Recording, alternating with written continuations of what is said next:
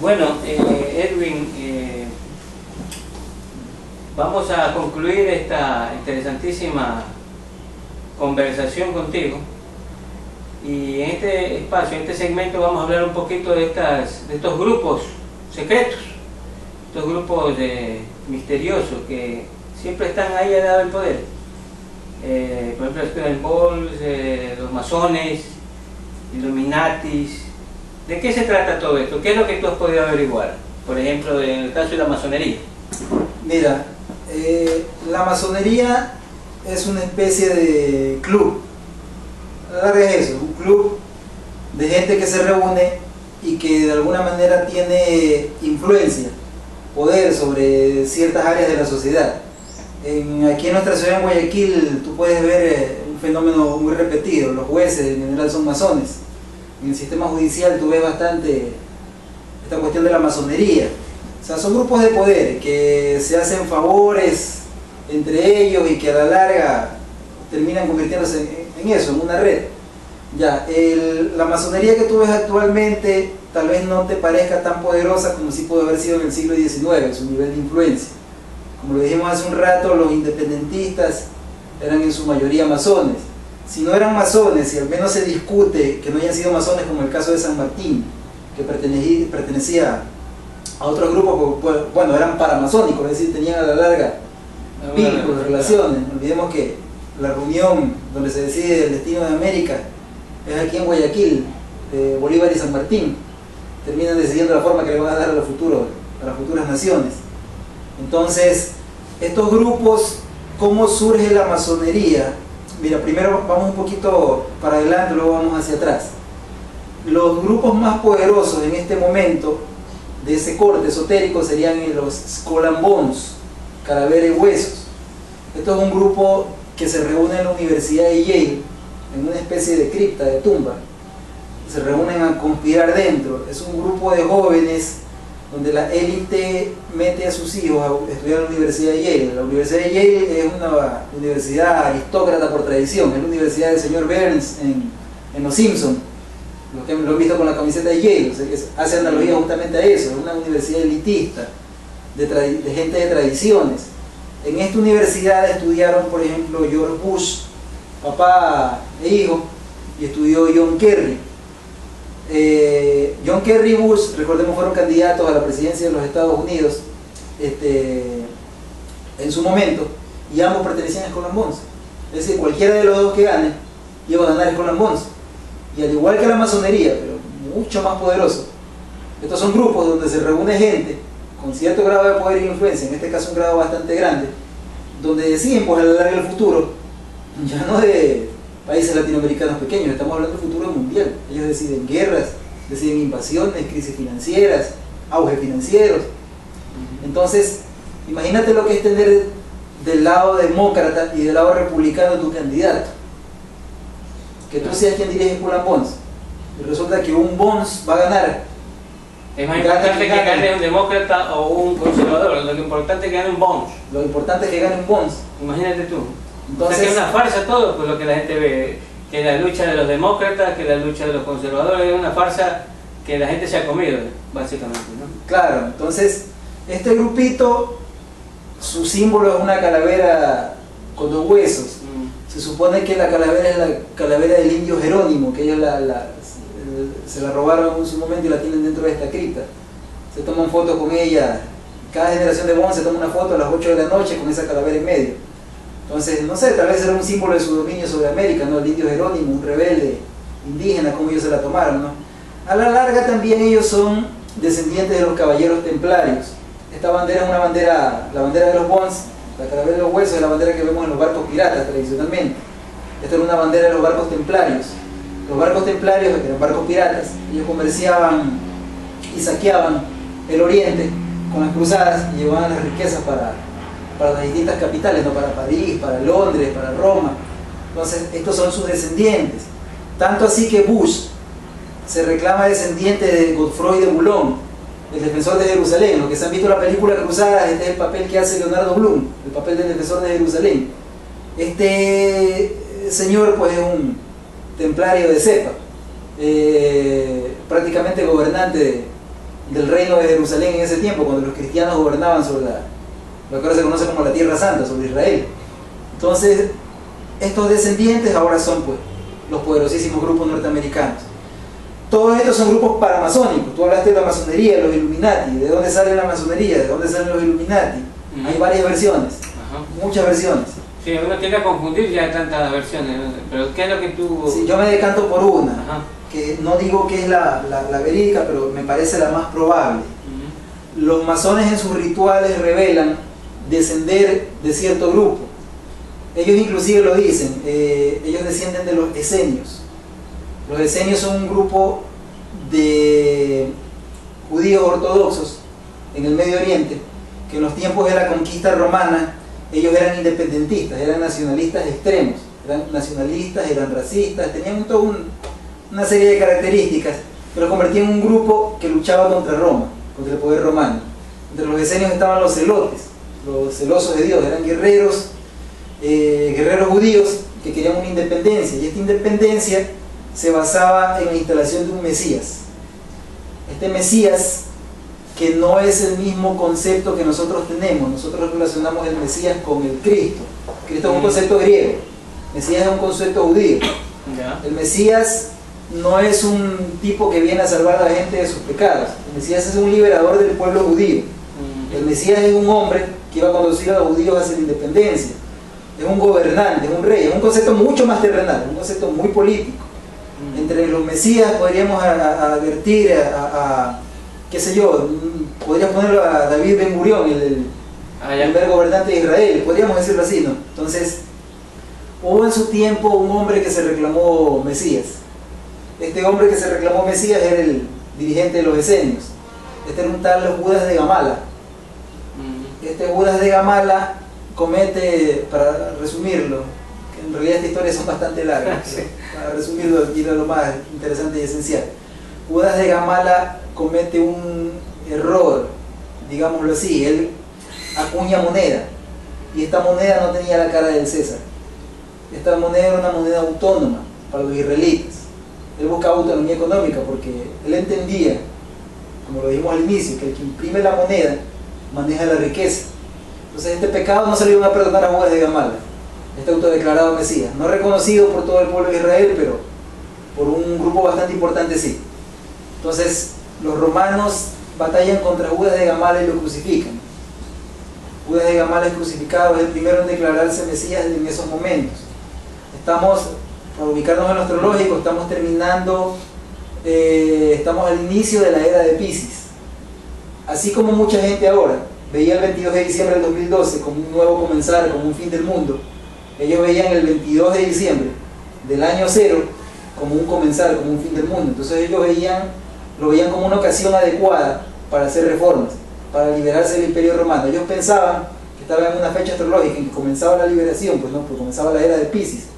Por eso es que los esenios, su símbolo era un pescadito. Claro. Tanto así que los cristianos ahora votan el pescado. Sí, el pescadito. Y los cristianos antiguos lo usaban, pues como grafiteaban Grecia, Roma, con ese símbolo. Pues, ¿no? Con su pez, porque era la era de Piscis. Ellos estaban reclamando que esa era su era, Piscis. Entonces, estos esenios tienen luego un descendiente de Judas de Gamala, varios descendientes de Judas de Gamala. Entre esos se puede contar, ya no quiero entrar mucho en este tema porque es entrar en temas religiosos, pero entre esos se puede contar al que nosotros consideramos el Cristo, el Mesías, a Jesús. Este señor también se reclama Mesías, al parecer es un tipo bastante sabio. Hay unos escritos que lo corroboran, que se encontraron después, los rollos del Mar Muerto, que esto también está en el Museo Rockefeller, estos rollos que se encontraron. El Museo Rockefeller reclama, entre otras cosas, poseer, dicen algunos, el esqueleto de Jesús, el esqueleto del Mesías, asesinado. O sea, reclaman poseerlo. Quién sabe, será Judas de Gamala, será el que nosotros conocemos como Jesús. Este señor era conocido como el maestro de justicia en los escritos de los rollos del Qumran, los rollos del Mar Muerto que se encontraron después. El grupo que lo reclamaba como Mesías cae en Masada en el año 70 después de Cristo, mucho después de la muerte, posiblemente ya estaba muerto a menos que haya llegado a una edad bastante anciana. Y este grupo, al caer en Masada, en la fortaleza de Masada, se expande. Los sobrevivientes se expanden por el resto del Medio Oriente y se llevan ritos. Entre estos ritos tú puedes reconocer ritos masones actuales. Los masones hacen una especie de resurrección, tapan al iniciado con una especie de venda, y el maestro masón le dice: ¿qué deseas? Luz, y le quita la venda. Muchos reconocen en eso una simulación de los milagros de Cristo narrados en la Biblia: darle la luz a un ciego, hacer escuchar a un sordo, levantar a Lázaro de su tumba. Sí. Entonces, este reconocimiento, tú tienes personas desde los más de la línea creyente que te dicen que es una imitación pagana de los milagros de Jesús, y tienes otro, una línea un poco más materialista, que te dicen, por ejemplo, que los milagros de Jesús son estos. Tú puedes ver cuando le devuelve la vista a varios ciegos en la Biblia, en el caso concreto, el ciego Bartimeo, hijo de Timeo. Él le devuelve la vista y le dice: no le digas a nadie. Ves en otros milagros donde le devuelve a dos hermanos ciegos, si mal no recuerdo, le dice: no se lo digan a nadie. Entonces algunos autores dicen: ¿cómo le vas a decir a alguien no se lo digas a nadie? ¿Acaso que la gente no se va a dar cuenta que de repente un ciego ve? O sea, sí, no es la cuestión de los órganos de la vista, ¿no? Sino quizás es lo que tú estás diciendo, una revelación intelectual. Una iniciación. Una iniciación, ¿no? Algunos dicen que lo que le decía es: no le digas a nadie que ahora perteneces a esta secta. Se le vendaban los ojos. En ese momento era ciego, tal como te lo hacen los masones. Los masones te hacen entrar en un cuarto oscuro con los ojos vendados. Te arrodillas y el maestro te dice: te devuelvo la luz, ya perteneces a nosotros. O sea, una analogía que antes tú estabas en oscuridad, ahora ya perteneces al reino de la luz. Claro. Perteneces a la secta espiritual, esotérica y toda la cuestión, ¿no? Entonces, al devolverte la vista, entonces te dicen: no le digas a nadie tu pertenencia, evidentemente. Claro, el secreto pertenece a esa secta. Por supuesto. Tienes que manejarte con mucho celo, sobre todo que era una secta que conspiraba contra Roma, pues, contra el poder reinante. Entonces era evidente que no te lo tenías que decir a nadie. Pero en la Biblia te narra que ellos salían y lo decían. Entonces, ahí algunos autores te dicen que sería un absurdo que una persona que no vea tenga que mantenerlo en secreto, porque todo el mundo se iba a dar cuenta. Claro, no es por ahí que era la analogía, no era una analogía de la visión. Claro, entonces algunos te reconocen también la resurrección de Lázaro. O sea, como ya cuando entras a cierto grado, cuando tú entras a cierto grado de la masonería, ahora la ceremonia es una resurrección, te apuestan en una tumba y luego te levantan. Entonces algunos te dicen que lo que hacía este maestro era levantarte a un iniciado, que ya accedió de rango mayor, lo acostaban en una especie de tumba. En ese momento eran cuevas, catacumbas, ¿no? Y luego se lo levantaban y ya estaba resucitado. Entonces ahora pertenecía a un grado más interno de la secta, una especie de cúpula, como te hacen ya en ciertos grados de la masonería. Entonces algunos te dicen, no por ir en contra de la fe de nadie, esto queda a consideración de cada cual. Yo también tengo mi fe, mis creencias, no quiero ir en contra de las creencias de nadie. Algunos te dicen que este ritual se fue a Europa con la destrucción de Masada, con la captura de Masada. Estas sectas pasaron a Europa, ya una vez muerto su Mesías, y empezaron a realizar sus rituales allá, pero en una versión europea. Y esta versión europea se convierte en la masonería. Y esto recoge rituales egipcios, ya se mezclan, porque estamos hablando que ya se mezclan con otras sociedades secretas que convivían en Europa, convivían en el antiguo Egipto. Entonces, poco a poco le van dando forma a lo que sería en el futuro a la masonería. Y mantienen estos rituales, pero como esto es una tradición oral, no escrita, estos rituales inclusive se pierde su significado. Ni siquiera ellos saben lo que hacen, no saben el origen de lo que hacen. O sea, los mismos masones de ahora, muchos no saben lo que hacen. No saben por qué lo hacen, o sea, no saben el qué. O sea, solo saben el rito, más no el significado del rito. Claro, ellos... O sea, el significado del rito que tienen no es el que en realidad es. No es el original. Entonces, esa es la versión que sería la más, para mí la más fehaciente. Entonces, estos ritos se pierden, no me refiero al hecho de que se pierden, de que desaparecen, sino que se pierden en la masa, se pierden en Europa. Se diluyen. Se diluyen, están ocultos.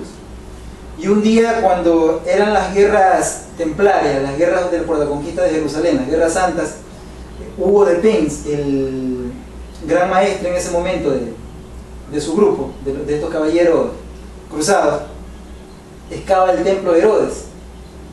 Bajo el templo de Herodes, esto estamos hablando por 2100 por ahí, te encuentras ciertos rollos, y en esos rollos, que eran los rollos que habían ocultado los que huyeron de Masada, los que huyeron de Qumran, los esenios te habían ocultado su historia. Ahí estaba la historia de este gran maestro. O sea, una historia bastante interesante, el que quiere leer, que la lea. ¿No? Muy interesante lo que habla.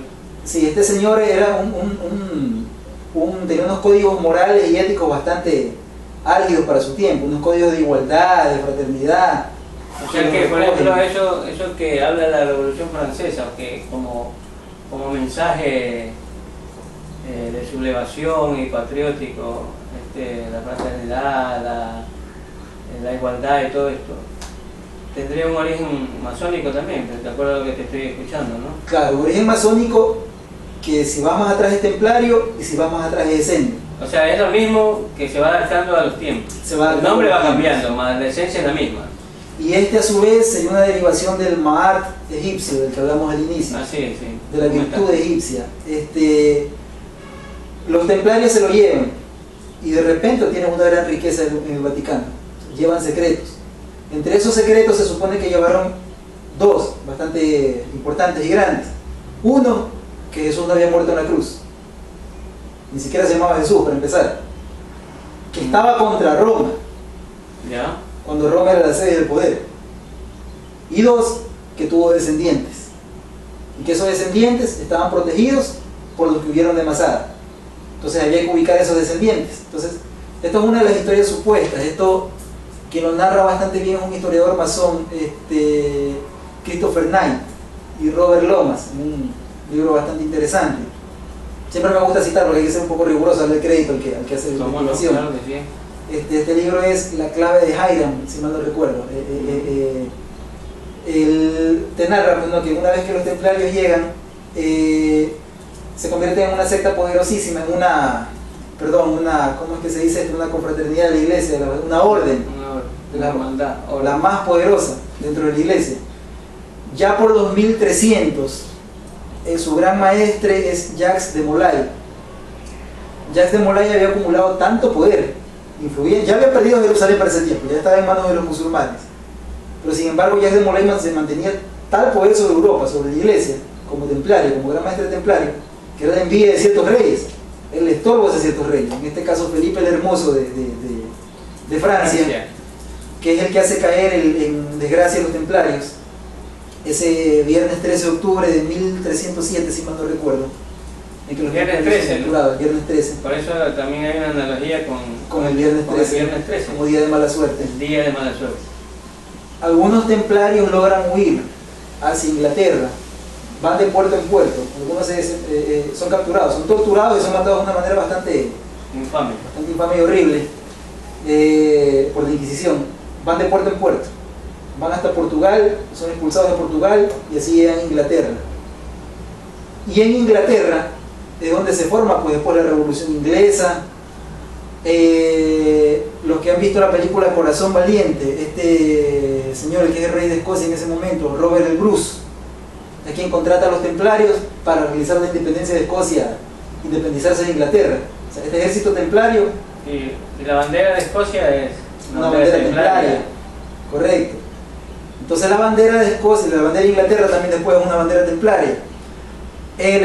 La masonería es el rito más conocido, el rito escocés. Es decir, es evidente que en Escocia se asentaron estos grupos, los templarios, pero ya eran laicos, ya estaban separados de la iglesia.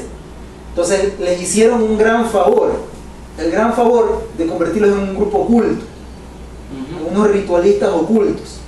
Estos rituales ahora pasaron de ser para miembros de la iglesia, pasaron a ser para laicos, justamente para los desobedientes de la iglesia, para los que estaban en contra de la iglesia. Entonces, esta gente, librepensadores, intelectuales, que no se sometían, pues no sometían su línea de pensamiento. No creían en la iglesia clásica, pues no, lógicamente.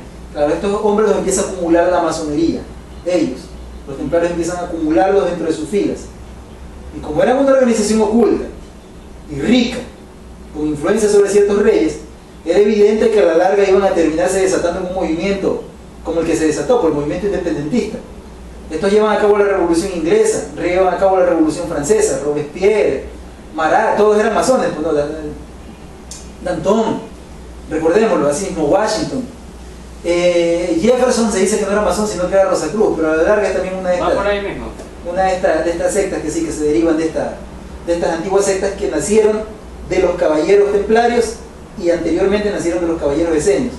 Entonces estos acumulan tal poder, o sea, tal relaciones, tal red de influencia sobre toda Europa y sobre todo el mundo occidentalizado en ese momento, pues que terminan realizando su proyecto, el Maat egipcio, la moral esenia, termina convirtiéndose en la democracia occidental, en el no reyes, el mérito por encima del nacimiento, por encima de la cuna, la virtud del ser humano por encima del dogma, la ciencia por encima de la religión. Entonces, estos autores te narran que al Jesús que conoces le deberías mucho más que una liberación espiritual, sino la liberación de Occidente de las garras del oscurantismo de la iglesia. Una cosa bastante rara, o sea, la iglesia que lo abandera como su santo patrono, que mantenía en oscuridad Europa, cae ante los masones que lo mantenían a él como santo patrono, pero manteniendo una especie de enseñanzas más cercanas a las originales. O sea, las de los esenios. Las de los esenios, la igualdad entre seres humanos. Tú puedes verlo bastante en la Biblia, tú lo puedes encontrar, o sea, las palabras que Jesús hace contra los dogmas de los fariseos. Como les dicen, ¿no? Que ponen sobre los hombros de la gente una carga más pesada que la que ustedes llevan, los trata como sepulcros blanqueados. Y bueno, y entonces la lucha intestina actual entre la Iglesia Católica, la masonería, porque habla de la Iglesia Católica, habla de que hay la masonería está metida ahí. Es decir, los enemigos de la Iglesia tradicional son la masonería, y ahora tenemos papas jesuitas, y los jesuitas, pues recordemos, pues no son, por lo menos de lo que conozco, nada bueno, ¿no? Son gente realmente radical dentro de la Iglesia. Esto no es por gusto, esto no es de casualidad, por alguna razón están los jesuitas ahí. Claro que no es casualidad. ¿Qué es lo que hay detrás de esto, Edwin? ¿Qué es lo que tú vislumbras aquí? Mira, para entender un poquito eso, hay que entender cómo piensa la Iglesia. La Iglesia tiene ciertas profecías por las que se guía. En este caso, las profecías de los papas son las profecías de San Malaquías. Ya, como dije al inicio, independientemente de que tú lo creas, de que no lo creas, ellos lo creen. Si tú lo tomas como superstición, bueno, tómalo, pero ellos no lo toman como superstición. Para ellos esto es importante. Las profecías de San Malaquías narraban 111 papas, más Pedro el Romano, uno más, y luego el final de la Iglesia. Entonces, concatenémoslo con lo anterior. Se suponía que al final de la Iglesia iba a gobernar el Mesías. Iban a coronar al Mesías a darle el puesto de Pedro. Entonces, ¿de qué viene esta intestina lucha? Dentro de la Iglesia existieron siempre facciones. Se supone que los hijos de Judas de Gamala, de este Mesías, eran varios, pero principalmente tres. El Jesús, que lo llamamos Jesús, pero no se sabe su nombre, el maestro de justicia nombrado en el rollo del Qumran. Jesús viene de Yehoshua, el Salvador significa en hebreo o arameo, no recuerdo ahorita.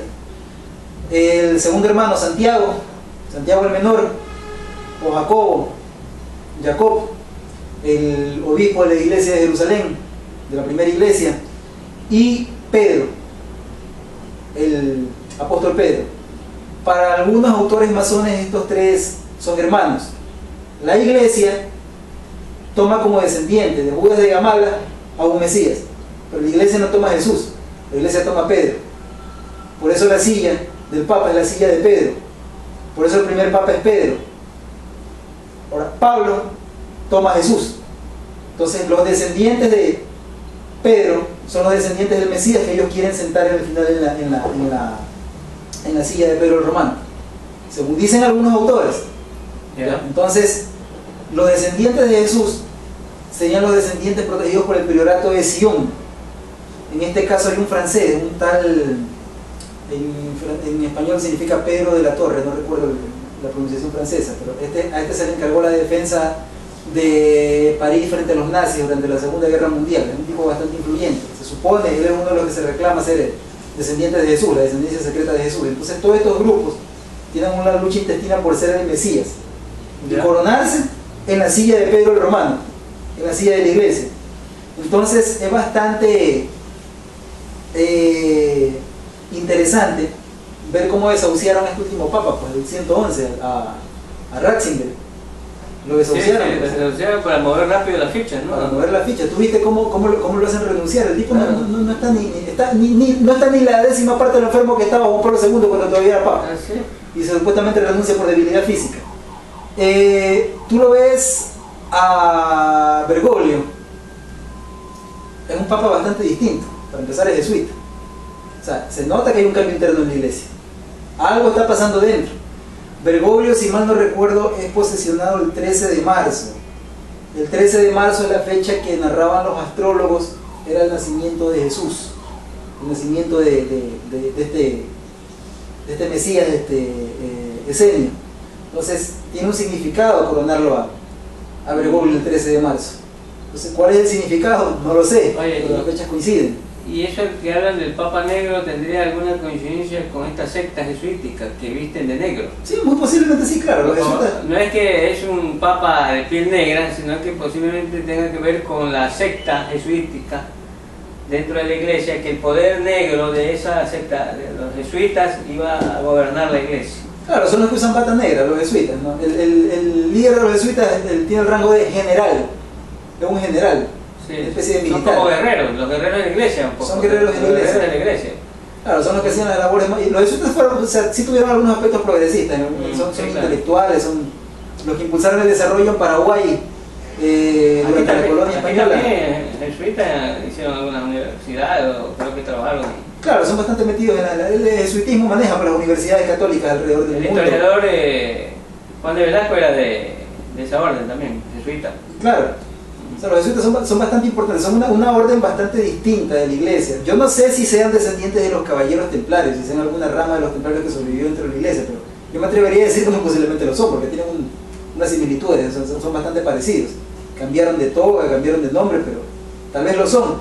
Y se le atribuye después a un fundador posterior, que a lo mejor no lo es, ¿no?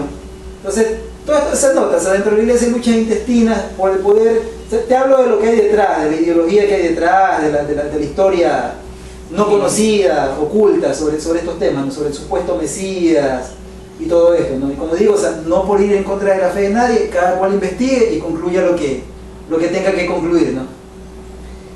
Muy bien, Edwin, yo creo que nos has dado una información impresionante, interesantísima, y te estamos muy agradecidos del Proyecto ALRA. Pero no sea la última vez, al contrario, se la ha nuevamente invitado para conversar otros temas o profundizar en los que hemos discutido ahora. No me queda más que agradecerte, Edwin, y agradecerles a los espectadores que a continuación verán estos videos, y hacer un llamado pues a difundir estas ideas, a difundir este conocimiento, que no quede en nosotros, que quede en los demás, que averigüen, que investiguen. Recordemos pues que si no nos liberamos nosotros mismos, nadie nos va a liberar. No esperen mesías, no esperen dioses, no esperen presidentes. Eso es para la gente floja. Liberémonos nosotros mismos. Nosotros tenemos que investigar, así sea lo último que tengamos que hacer en esta vida. Muchas gracias. Gracias.